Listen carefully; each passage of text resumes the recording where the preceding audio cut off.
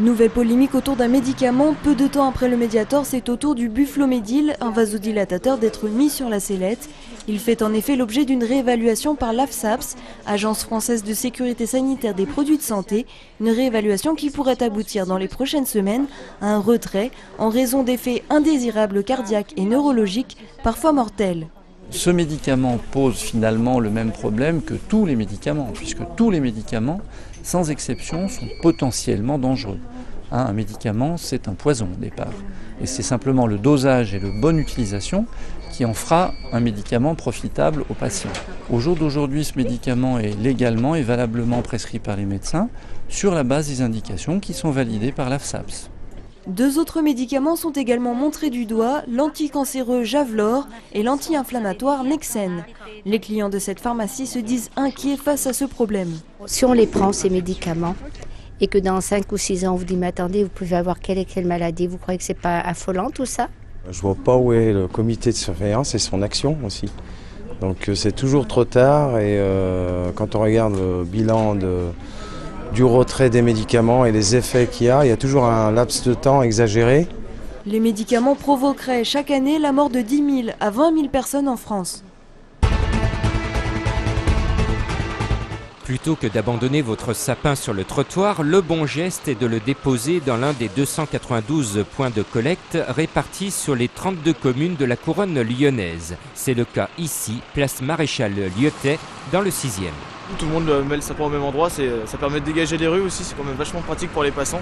Ces points de collecte sont actifs jusqu'au 19 janvier. La direction propreté du Grand Lyon incite le public à déposer en masse les sapins plutôt les 8, 12 et 15 janvier afin de faciliter le ramassage.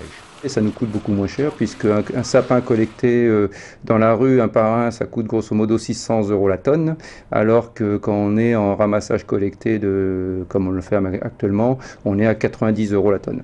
Ces sapins sont dirigés vers des centres de compostage pour en faire du terreau. Le sac d'emballage ne gêne pas le recyclage.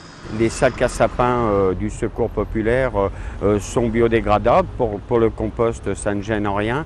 Et les sacs en plastique normaux sont triés. L'autre alternative est de jeter votre sapin dans les containers appropriés de l'une des 17 déchetteries du Grand Lyon.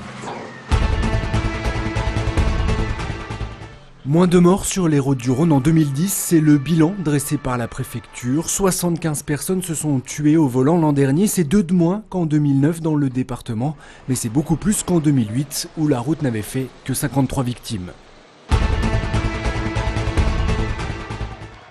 Le CSBJ sanctionné à cause de son déficit financier, le club de Bourgoin s'est vu retirer 5 points par la Fédération française de rugby. Avec désormais 17 points de retard sur le premier non relégable en championnat, Bourgoin se rapproche dangereusement de la Pro D2. Le club va faire appel de la décision. Ours, caribou, aurore boréale, bienvenue dans le Grand Nord, là où les températures avoisinent les moins 50 degrés, là où la neige recouvre tout.